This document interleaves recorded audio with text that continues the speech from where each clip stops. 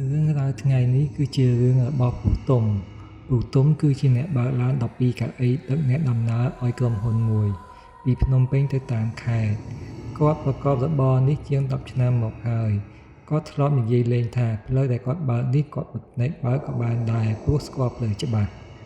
ក្នុងរយៈពេល10ឆ្នាំនេះពូទុំធ្លាប់បើកឡានពេលយប់ច្រើនដងណាស់ហើយក៏ធ្លាប់ជួបរឿងចម្លែកដែលរកចម្លើយមិនឃើញខ្លះៗដែរដូចជាឃើញសាមារត់កាត់មុខឡានតែពេលឈប់មើលក៏គ្មានអ្នកណាសោះតែវាគ្រាន់តែជារឿងតូចតាចមិនទាន់មានអ្វីច្បាស់លាស់ទេរហូតដល់ថ្ងៃមួយគាត់បានជួបរឿងមួយដែលធ្វើឲ្យគាត់ចងចាំមិនភ្លេចអស់មួយជីវិតថ្ងៃកើតហេតុតាមពិតគឺជាថ្ងៃឈប់សម្រាករបស់ពូទុំទេគាត់គិតថាចង់គេងឲ្យឆ្អែតនឹងនៅផ្ទះលេងជាមួយប្រពន្ធកូនប៉ុន្តែលុះដល់ពេលថ្ងៃស្រាប់តែរៀមច្បងម្នាក់នៅបេនឡានបានទេមកពឹងពាក់គាត់រៀមច្បងនោះប្រាប់ថាគាត់មានវេនទៅបើកឡានចុងក្រោយនៅយប់នេះទៅខេត្តមួយតែគាត់ស្រាប់តែគ្រុនក្អៅខ្លាំងងើបពីក្រែមិនរួចសោះអ្នកបើកបរផ្សេងក៏រវល់រីឯអ្នកដែលឈប់សម្រាកដោយពូទុំក៏ចេញទៅខេត្តអស់ហើយទើបគាត់ទេមកសុំពឹងពូទុំឲ្យបើកចំនួនមួយជើងដោយសារតែរៀមច្បងម្នាក់នេះធ្លាប់ជួយពូទុំច្រើនដងកាលពីមុនពូទុំក៏យល់ព្រមជួយបើកជើងចុងក្រោយនេះចុះអ្វីដែលចម្លែកនោះគឺគ្រាន់តែដាក់ទូរស័ព្ទចុះភ្លាមអារម្មណ៍គាត់ស្រាប់តែប្រែប្រួលមុននេះគាត់នៅសុខធម្មតាទេតែពេលនេះក្នុងចិត្តគាត់ហាក់ដូចជាមានប្រាថ្នាមួយប្រាប់យ៉ាងច្បាស់ថាថ្ងៃនេះមិនគួរចេញទៅធ្វើការទេតែហួសពេលទៅហើយព្រោះគាត់បានទទួលពាក្យគេបាត់ហើយគាត់ក៏រៀបចំខ្លួនចេញទៅបេនឡានទាំងអារម្មណ៍មិនសូវស្រួលលុះដល់ពេលព្រលប់ពូទុំក៏ចាប់ផ្ដើមបើកឡានចេញពីភ្នំពេញឆ្ពោះទៅតាមខេត្តអ្នកដំណើរជើងចុងក្រោយនេះមានមិនសូវច្រើនទេគាត់បើកដាក់អ្នកដំណើរតាមផ្លូវជាបណ្ដារហូតដល់សាកលវិទ្យាល័យមួយទើបអ្នកដំណើរចុងក្រោយគេបង្អស់ជានិស្សិតបានចុះអស់ពេលនោះឡានគឺទទេស្អាតពូទុំគិតក្នុងចិត្តថាបើមិនមានអ្នកណាឡើងតាមផ្លូវទៀតទេគាត់បើកឡានទៅទុកនៅបេនវិញរួចអាចត្រឡប់ទៅផ្ទះគេងតែម្ដងគាត់បើកហួសតំបន់ប្រជុំជនចូលដល់តំបន់មួយទៀតដែលរាងស្ងាត់ដាច់ស្រយាលពីទីប្រជុំជនលើនៅទីនោះងងឹតស្លុបមិនសូវមានអំពូលភ្លើងទេទើបគាត់បន្ថយល្បឿនបន្តិចកំពុងតែបើកសុកគាត់ស្រាប់តែឃើញសាលាឆោទៀនមួយកន្លែងនៅស្ងាត់ដាច់ពីគេទីនោះមានមនុស្សស្រីម្នាក់ស្លៀករ៉ូបពណ៌ខៀវកំពុងឈរអោនមុខចុះចាំឡានពេលឡានរបស់ពូទុំបើកទៅដល់ចិត្តនាងក៏លើកដៃសុំជិះដំបូងឡើយពូទុំរារែកក្នុងចិត្តថាគួរតែឈប់ទទួលឬអត់តែពេលគិតថានាងជាមនុស្សស្រីមកឈរម្នាក់ឯងកណ្ដាលផ្លូវស្ងាត់បែបនេះវាគ្រោះថ្នាក់ណាស់ម្យ៉ាងទៀតពេលនេះក៏យប់ណាស់ទៅហើយទើបគាត់សម្រេចចិត្តអែបឡានហើយចុចប៊ូតុងបើកទ្វារឡាននាងក៏ដើរឡើងឡានយ៉ាងយឺតគ្រាន់តែជើងនាងឈានឡើងឡានភ្លាមបូនឡានស្រុតចុះយ៉ាងខ្លាំងហាក់ដូចជាមានមនុស្សទម្ងន់រាប់តោនឡើងអញ្ចឹងពូទុំឆ្ងល់ណាស់ព្រោះមើលតាមរូបរាងនាងជាមនុស្សស្រីស្គមស្ដើងកម្ពស់មកដល់1.60 ម៉ែត្រផងមិនក៏ឡើងឡានធ្វើឲ្យសុទ្ធបូមខ្លាំងម្លេះនាងឡើងទៅអង្គុយនៅកៅអីក្រោយគេបង្អស់រួចអើមុខចុះរហូតពូទុំសួរតាមកញ្ចក់មើលក្រោយថាអូនឯងចុះនៅកន្លែងណាទៅដល់ចំណុចចុងក្រោយមែនបើមែនបងនឹងបើកត្រង់តែម្ដងព្រោះអត់មានអ្នកណាឡើងទៀតទេនាងមិនងើបមុខទេគ្រាន់តែងក់ក្បាលរួចតបតិចថាចាពូទុំក៏បើកឡានបន្តរយៈពេលប្រហែលកន្លះម៉ោងពូទុំឧស្សាហ៍លួចមើលនាងតាមកញ្ចក់ឡានអ្វីដែលចម្លែកគឺពេលកន្លះម៉ោងនេះនាងអង្គុយអើមុខស្ងៀមឆ្មឹងមិនកម្រើកមិនចុចទូរស័ព្ទសូម្បីតែបន្តិចមនុស្សសម័យឥឡូវទោះមិនលេងទូរស័ព្ទក៏ទៅពាក់កាសស្ដាប់ចម្រៀងដែរឬងាកមើលទេសភាពដែរតែនាងនេះអង្គុយដូចរូបសំណាកអញ្ចឹងទីបំផុតឡានបានបើកមកដល់បេនឡានដោយសារតែម៉ោងស្កេនកាតចិត្តហួសពូទុំក៏ប្រញាប់ចុះពីឡានទៅស្កេនកាតនៅការិយាល័យសិនពេលស្កេនរួចគាត់ក៏ដើរត្រឡប់មកឡានវិញដើម្បីហៅនាងឲ្យចុះនឹងទារលុយថ្លៃសម្បត្តិតែពេលអើតមើលក្នុងឡានគឺទទេស្អាតនាងបាត់ខ្លួនឆឹងពូទុំឆ្ងល់យ៉ាងខ្លាំងព្រោះឡានមានច្រកតែមួយគត់គឺទ្វាររុញចំហៀងហើយទ្វារនោះគឺគាត់បានចាក់សោមិនទាន់បានបើកផងទ្វារដែលបើកគឺទ្វារតែកង់ឡានដែលគាត់ចុះអំបញ្ញមិញទេហើយបេនឡាននោះមានទីធ្លាធំទូលាយបើនាងចុះពីឡានមែនក៏ទៅតែឃើញខ្នងឬសមើនាងដើរដែរតែនេះគឺបាត់ឆឹងអត់មានឃើញសូម្បីតែសមើគាត់បានដើរមើលជុំវិញឡាន3-4ជុំក៏មិនឃើញដែរពេលនោះពូទុំមិនទាន់គិតដល់រឿងខ្មោចទេគាត់គិតថាប្រហែលជាមនុស្សឈួតឬមនុស្សខូចចង់ជិះឡានមិនអោយលុយដូចដែលពួកតែកង់ឡានតែងតែជួបញឹកញាប់គាត់ក៏មិនខ្វល់ឡើយក៏ត្រឡប់ទៅផ្ទះវិញទៅ2 ទៅ 3ថ្ងៃក្រោយមកពូទុំបានត្រឡប់មកចូលវេនធម្មតា ពេលកំពុងអង្គុយចាំម៉ោងចេញឡានគាត់បានឮតែកង់ឡានផ្សេងៗទៀតកំពុងជជែកគ្នាពីមនុស្សស្រីពាក់អាវពណ៌ខៀវនេះឯងតែកង់ឡាននិយាយប្រាប់គ្នាថានៅចំណតឡានតាមខេត្តដែលគាត់ជិះកាត់យប់នោះពេលយប់ជ្រៅតែងតែមានគេឃើញមនុស្សស្រីស្លៀករ៉ូបពណ៌ខៀវអង្គុយចាំឡាននៅជើងចុងក្រោយតែបើនរណាម្នាក់ទៅសួរនាងថាទៅណានាងមិនព្រមតបទេគ្រាន់តែអោនមុខនៅស្ងៀមហើយពេលមិនចាប់អារម្មណ៍តែមួយភ្លែតនាងក៏បាត់ខ្លួនឈឹងពីកន្លែងអង្គុយតែម្ដងឮបែបនេះពូទុំពឺសម្បល់ខ្ញាក់តែគាត់នៅតែលាក់ការសម្ងាត់មិនបានប្រាប់អ្នកណាទេថាគាត់ទើបតែដឹកនាងមកពីពាក់កណ្ដាលផ្លូវកាលពីប្រហែលថ្ងៃមុននេះទេ3ថ្ងៃបន្ទាប់ពីឮពាក្យចរចាមករាមនោះពូទុំទៅបើកវេនយប់ម្ដងទៀតតែលើកនេះគឺបើកពីខេត្តមកភ្នំពេញវិញពេលទៅដល់ចំណតឡានមានអ្នកដំណើរមួយចំនួនកំពុងរងចាំពេលគាត់កំពុងដើរទៅការិយាល័យដើម្បីស្កេនកាប់នៃគាត់សាប់តែក៏លេចឃើញមនុស្សស្រីអាវខៀវនោះកំពុងអង្គុយនៅកន្លែងរងចាំ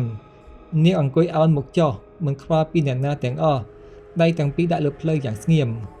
ពូទុំគិតក្នុងចិត្តថានាងប្រហែលជាមនុស្សឈួតពិតមែនហើយដោយសារតែប្រញាប់ពេកគាត់ក៏មិនបានចាប់អារម្មណ៍រួចទៅស្កេនកាតហើយហៅអ្នកដំណើរឡើងឡានពេលបើកឡានគាត់ក៏ទៅលេងមើលក្រោមកញ្ចក់ក្រោយដើម្បីឆែកមើលចំនួនភ្ញៀវព្រះអើយមនុស្សស្រីអាវខៀវនោះកំពុងតែអង្គុយនៅកៅអីក្រោយគេបង្អស់លាយឡំជាមួយនឹងអ្នកដំណើរផ្សេងទៀតគាត់មិនដឹងថានាងឡើងមកតាំងពីពេលណាទេ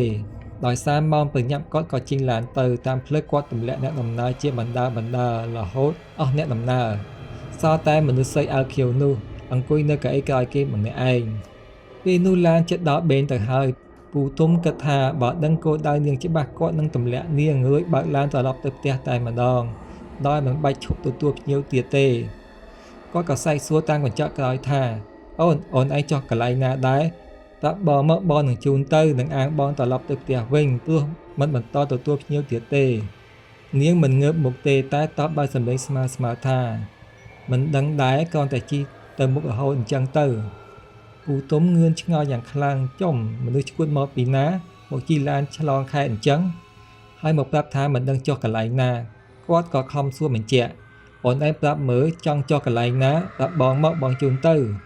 នាងមិនបានប្រាប់ទីតាំងទេតែបែរជាសើចអឹកតិចរួចតបថាមិនដឹងដែរគ្រាន់តែជិះឡានលេងតាពាក្យនេះធ្វើឲ្យពូទុំក្តៅស្លឹកត្រចៀកបើកឡានដឹកមនុស្សឈួតទាំងកណ្ដាលយប់គាត់ទ្រាំលែងបានក៏សួរត្រង់តែម្ដងអូនតើអូនឯងជាមនុស្សតែមួយដែលជិះឡានបងកាលពីថ្ងៃមុននឹងមែនអ្នកដែលឡើងពីសាលាឆោទៀនរួចបាត់ខ្លួននៅបេននឹងមែននាងស្ងាត់មួយសន្ទុះរួចតបសម្លេងស្មើថាចាមនុស្សតែមួយនឹងឯងតែខ្ញុំមិនបានបាត់ខ្លួនទៅណាទេគ្រាន់តែបងមើលខ្ញុំមិនឃើញប៉ុណ្ណោះពូទុំញ័រដៃញ័រជើងគាត់ដកដង្ហើមធំរួចសួរចំថាចំអូនឯងជាមនុស្សឬខ្មោចនឹងតើបងតិចមើលនាងសើចលឺរួចតបថាជួបបងគិតថាខ្ញុំជាមនុស្សឬខ្មោចដែរពូទុំខំតបទាំងលឿងចិត្តខ្លួនឯងថាជាមនុស្សនឹងហើយខ្មោចអាណាជិះឡានបានឥឡូវបងឈប់ត្រង់នេះបានអត់បងចង់ទៅផ្ទះហើយនាងតបភ្លាមថាខ្ញុំឃើញបងបើកឡានជាង10ឆ្នាំហើយឃើញតាំងពីសក់បងនៅក្រាស់ឥឡូវសក់បងស្ដើងអស់ហើយខ្ញុំចំណាំបងច្បាស់ណាស់ហើយបងនៅទីខុសទៀតគ្រាន់តែនិយាយចប់នាងក៏ងើបមុខឡើងពូទុំសម្លឹងមើលតាមកញ្ចក់ក្រោយរួចបើកភ្នែកធំដោយក្តីរន្ធត់គ្រាន់តែភ្នែកម្ខាងរបស់នាងគឺគ្មានក្របភ្នែកទេហើយនៅក្បាលចំហៀងខាងនោះមានឈាមហូរសោយមុខហាក់ដូចជាទៅវត្ថុរឹងវាកំទេចយ៉ាងខ្លាំងនាងសម្លឹងមុខពូទុំតាមកញ្ចក់ក្រោយដោយភ្នែកម្ខាងដែលនៅសល់រួចនិយាយថាអត់ខ្ញុំចុះនៅទៅមុខសាលាឆោទៀនចាស់ខាងមុខនេះបានហើយខ្ញុំស្លាប់នៅត្រង់ហ្នឹងពូទុំក៏សើចចាក់យ៉ាងខ្លាំងជាន់ហ្វ្រាំងងក់ឡានអស់កង់លាន់រំពងពេញផ្លូវងងឹតអ្វីដែលចម្លែកបំផុតគឺឡានរបស់គាត់បានឈប់ងក់នៅចំទៅមុខសាលាឆោទៀនចាស់ដែលគាត់បានទទួលនាងកាលពីថ្ងៃមុនតែម្ដងគ្រាន់តែឡានឈប់ភ្លាមទ្វារចំហៀងឡានបានរបើកយ៉ាងលឿនដោយខ្លួនឯងទាំងដែលពូទុំមិនទាន់ចុចប៊ូតុងបើកសោះទំពេចនោះបូមឡានបានស្ទុះងើបឡើងវិញហាក់ដូចជាមានមនុស្សដែលមានទម្ងន់ធ្ងន់ចុះពីឡានអញ្ចឹងត្រឹមតែប្រមាណវិនាទីក្រោយមកទ្វារឡានគាត់ក៏រើញបិទវិញដោយឯងពូទុំអង្គុយគាំងញ័រខ្លួនទទើតធ្វើអ្វីលែងចេញគាត់យកដៃទះកំភ្លៀងខ្លួនឯងដើម្បីហៅស្មារតីរួចជន់ហ្គាបើកចេញពីទីនោះយ៉ាងលឿនបំផុតដោយមិនហ៊ានងាកមើលកញ្ចក់ក្រោយសូម្បីតែបន្តិចព្រឹកឡើងពូទុំគឹងក្តៅខ្លាំង39អង្សារហូតប្រពន្ធទៅបញ្ជូនទៅមន្ទីរពេទ្យជាបន្ទាន់គាត់ជាមនុស្សមាំមួនមិនងាយឈឺទេតែលើនេះឈឺធ្ងន់យកតែម្ដងពេលរៀងត្រជាក់ខ្លួនបន្តិច គាត់ក៏រៀបរាប់រឿងទាំងឡាយប្រាប់ប្រពន្ធពីអ្វីដែលគាត់បានជួបប្រពន្ធគាត់ភ័យណាស់បានឲ្យពូទុំសុំច្បាប់ឈប់7ថ្ងៃដើម្បីទៅសោយទឹក7វត្តនិងនិមន្តព្រះសង្ឃមកសូត្រមន្តប្រោះព្រំឡាននិងធ្វើបុណ្យឧទ្ទិសកុសលឲ្យក្បាច់ស្រីម្នាក់នោះចាប់តាំងពីពេលនោះមកគាត់ក៏មិនដែលជួបនាងទៀតដែរក្រោយមកពូទុំបានទៅសួរតែកងឡានចាស់ៗពីប្រវត្តិនៃសាលាឆោទាននោះតែកងឡានចាស់ៗបានប្រាប់ថាកាលពីជាង10ឆ្នាំមុនសាលាឆោទាននោះមានមនុស្សចាំឡានជាធម្មតាទេតែក្រោយមកពេលតំបន់នោះមានរោងចក្រនិងមានចំណតរថយន្តនៅទីប្រជុំជនអ្នកស្រុកក៏ឈប់ចាំឡាននៅទីនោះរហូតវាបែកคล้ายជាចាស់ទ្រុឌទ្រោមនិងคล้ายជាសាលាឆោទានបោះបង់ចោលទៅគ្មាននរណាដឹងច្បាស់ពីប្រវត្តិមនុស្សស្រីម្នាក់នោះទេតែតាមការសន្និដ្ឋាននាងប្រហែលជាស្លាប់ដោយសារគ្រោះថ្នាក់ចរាចរណ៍នៅទីនោះកាលពីជាង10ឆ្នាំមុនស្របពេលដែលពូទុំទើបតែចាប់ផ្ដើមអាជីពជាតែកងឡានតាមការរៀបរាប់របស់ខ្មោចស្រីម្នាក់នោះនាងបានសម្លឹងមើលពូទុំជាង10ឆ្នាំមកហើយមើលតាំងពីសក់ក្រាស់ដល់សក់ស្ដើងសូម្បីតែខ្មោចក៏ចេះប៊ូលីដែរនេះបញ្ជាក់ថានាងតែងតែរងចាំនៅទីនោះជារៀងរាល់យប់តែមិនដែលមានអ្នកណាអាចមើលឃើញនាងឬឈប់ទទួលនាងសោះទើបតែយប់នោះដែលរាសីពូទុំប្រហែលជាធ្លាក់ទើបគាត់អាចមើលឃើញនាងហើយបានទទួលនាងឡើងឡានតែម្ដងវាពិតជាគួរឲ្យអាណិតដែលវិញ្ញាណនាងនៅជាប់ទីនោះជាង10ឆ្នាំមិនទាន់អាចទៅចាប់ជាតិសង្ឃឹមថាបុណ្យកុសលដែលពូទុំបញ្ជូនឲ្យនឹងជួយឲ្យនាងបានទៅកាន់សុគតិភពចុះប្រិយមិត្តអ្នកស្ដាប់ទាំងអស់គ្នាវិញយល់យ៉ាងណាចំពោះសាច់រឿងមួយនេះធ្លាប់បើកបរពេលយប់ហើយជួបរឿងចម្លែកតាមផ្លូវដែរឬទេអាចបញ្ចេញមតិនៅខាងក្រោមនេះបានខ្ញុំនឹងក្រុមការងារនឹងរងចាំអានជានិច្ចកុំភ្លេចជួយចុច like ឬ share វីដេអូនេះដើម្បីជាកម្លាំងចិត្តដល់ក្រុមការងារយើងខ្ញុំផងអរគុណច្រើនដែលបានស្ដាប់វីដេអូនេះរហូតដល់ចប់ជួបគ្នានៅសាច់រឿងព្រឺព្រួចក្នុងអេពីសូតក្រោយៗទៀតរាត្រីសួស្តី